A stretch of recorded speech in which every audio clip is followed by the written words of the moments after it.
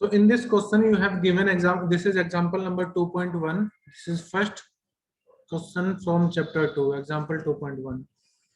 यहाँ पर आपको क्या करना है, calculate the potential at point P due to a charge of 4 into 10 की power -7 coulomb at a separation of 9 centimeter.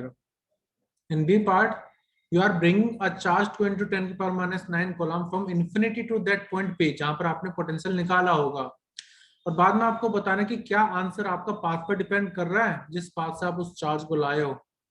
तो आप सॉल्यूशन आप इसको एक बार करो, ट्राई करो, उसके बाद फिर मैं बताता हूँ। Okay, in this question you have to find out the potential due to the charge Q at a separation of 9 centimetre.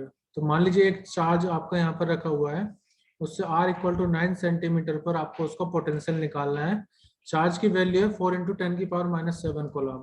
तो बेटा पोटेंशियल का R सेपरेशन पर फॉर्मूला होता है KQ अपॉन R या फिर 1/4 pi epsilon not Q upon R। Okay, तो जब आप वैल्यू ये पुट करोगे, K की वैल्यू होती है 9 into 10 की पावर 9, K की वैल्यू 9 into 10 की पावर 9, चार्ज की वैल्यू 4 into 10 की पावर -7, ठीक है। K की मतलब पूरी 1/4 पाई एप्सिलॉन नॉट की वैल्यू हमने 9 into 10 की पावर 9 लिखी है। R मतलब डिस्टेंस 9 सेंटीमीटर अवे, तो 9 into 10 की पावर -2, क्योंकि सेंटीमीटर को मीटर में चेंज करना ही होगा।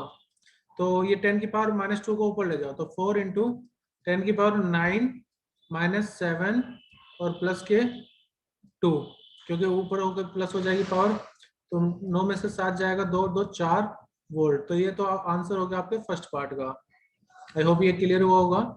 सेकंड पार्ट में आपको कहा है कि कोई चार्ज है जिसका मैग्नीट्यूड है 2 into 10 की पावर -9 के कूलम। तो वर्क डन कितना करना पड़ेगा अगर आप उसको एक्सटर्नल पोटेंशियल V में ले जा रहे हो। तो Q नोट की वैल्यू हमारी है 2 into 10 की पावर -9, P पॉइंट पर ले जा रहे हैं तो उसका पोटेंशियल तो अभी हमने फाइंड कर ही था 4 into 10 की पावर 4 वोल्ट। तो ये आ जाएगा 8 into 10 की पावर -5 वोल्ट, ठीक है। नॉट वोल्ट, वोल्ट नहीं, इसकी SI यूनिट होगी joule, it will be in joule. Okay, second part में पूछा है कि आंसर जो है वो आपके वर्क डन पे उस पर डिपेंड करेगा कि आप किस पाथ पर मूव करवा रहे हो। ठीक था आपका अर्षिता, किस पाथ पर मतलब किस पाथ से ले जा रहे हो।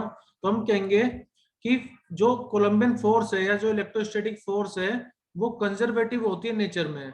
तो अगर वो कंजर्वेटिव है नेचर में, तो जो वर्क डन आप करोगे that does not depend on the path taken, path पर डिपेंड नहीं करेगा। यहाँ पर देख सकते हो, no work done will not depend on path, या पाथ से इंडिपेंडेंट होगा। आंसर था हमारा 8 into 10 की पावर -5, 4 into 10 की पावर 4।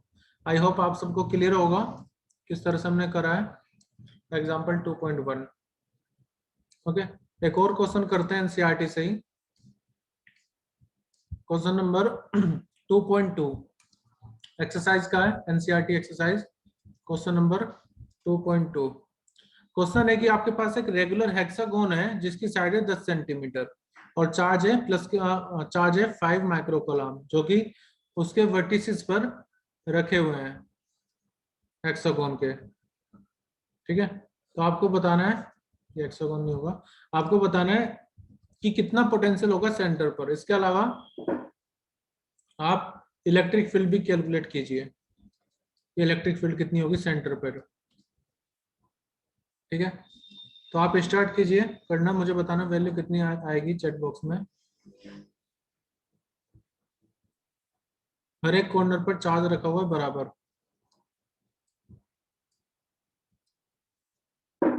सेंटर पर आपको पोटेंशियल निकालना और इलेक्ट्रिक फील्ड निकालनी है, एनसीईआरटी 2.2 करिए इसको आप। सो इन दिस क्वेश्चन आपके पास 6 चार्जेस है and you need to calculate the potential. तो अगर मैं किसी एक चार्ज का पोटेंशियल सेंटर पर देखूं, तो ये जो साइड होगी, देखो अगर ये आर है तो ये भी आर होगा और ये भी आर है, एक ट्रायंगल सा बनता है यहाँ पर, ठीक है। वैसे भी आप हेक्सागोन में देखो तो ईच एंगल कितना होता है 60 डिग्री का, तो ये आपका एक इक्विलेटरल ट्रायंगल बन गया, ठीक है, ओ ए बी। तो डिस्टेंस यहाँ से यहाँ तक के तो लेना मैं, सेंटर से लेकर के बी पॉइंट तक का। तो किसी एक पोटेंशियल का अगर आप v देखो, v ड्यू टू मान लीजिए आप v चार्ज वाले का ले रहे हो, तो वो बराबर होगा के क्यू अपॉन आर। लेकिन आपके पास टोटल चार्ज कितने हैं? 6। और क्योंकि चार्ज सबका सेम है, डिस्टेंस सबका चार्ज से लेकर के सेंटर तक का डिस्टेंस सबका सेम ही है, तो मैं लिख सकता हूँ कि जो टोटल पोटेंशियल होगा वो 6 टाइम्स होगा किसी एक चार्ज के पोटेंशियल के बराबर। तो 6 इंटू में के की वैल्यू 9 इंटू 10 की पावर 9, मल्टीप्लाई में चार्ज की वैल्यू होती है 5 इंटू 10 की पावर माइनस 6 से मैंने चेंज कर लिया क्योंकि माइक्रो कोलम में था, माइक्रो कोलम 10 की पावर माइनस 6। डिस्टेंस दे रखा 10 इंटू 10 की पावर माइनस 2, मल्टीप्लाई करना पड़ेगा चेंज करने के लिए, तो ये आपका आ जाएगा, पावर मैनेज कर लेना 6 इंटू 5 इंटू 9 इंटू में के, हमने के की वैल्यू रख ली, क्यू की वैल्यू रख ली, अपॉन आर मैंने कर दिया है। तो 659 मल्टीप्लाई में ये आ जाएगा, और पावर कितनी आ जाएगी देख लेते हैं। तो 10 की पावर 9 यहाँ पर है, माइनस 6 यहाँ पर है, नीचे से कितनी बचेगी माइनस के 1, ऊपर आकर के हो जाएगी प्लस के 1। ठीक है, तो 6 5 इंटू 9, आप इसको मल्टीप्लाई कीजिए, पावर मैनेज कीजिए, आंसर देखो कितना आ रहा है आर्यन। ठीक है, so you can see here now कि जो आंसर है वो लगभग आएगा 2.1 इंटू 10 की पावर 6। इन्होंने 10 की पावर 6 में आंसर छोड़ा हुआ है साइंटिफिक ऑर्डर में। तो प्रोसेस वही है, आपको 6 की मल्टीप्लाई कर लेनी है टोटल चार्ज किसी एक चार्ज के पोटेंशियल में। ठीक है, इलेक्ट्रिक फील्ड की बात की जाए तो इलेक्ट्रिक फील्ड जीरो होगा। पॉइंट क्या है इलेक्ट्रिक फील्ड के जीरो होने का रीजन क्या है? वैसे देखा जाए तो यहाँ पर ये जो चार्ज रखा हुआ और यहाँ पर जो चार्ज रखा हुआ है, इस चार्ज की इलेक्ट्रिक फील्ड जाएगी इस तरफ और इस चार्ज की इलेक्ट्रिक फील्ड जाएगी इस तरफ, तो दोनों इक्वल अपोजिट होकर के इन दोनों का जीरो हो जाएगा। तो जो भी अपोजिट चार्ज होंगे उन दोनों का नेट जीरो आएगा, तो इलेक्ट्रिक फील्ड भी हमारी रहेगी जीरो। वैसे भी मैंने आपको पॉइंट बताया हुआ है कि कोई भी ट्राइंगल हो, स्क्वायर हो, पेंटागोन हो या हेक्सागोन हो, ठीक है, किसी भी तरह कोई भी ये फिगर हो एन साइडेड पॉलीगॉन, अगर इक्वल चार्ज रखे हुए हैं तो सेंटर पॉइंट पर जो इलेक्ट्रिक फील्ड आएगी सेंटर पॉइंट पर वो रहेगी जीरो। तो वो कंसेप्ट इसलिए मैंने यहाँ पर पूछ भी लिया था आपसे। क्लियर है सबको? So this was question number 2.2 from NCERT.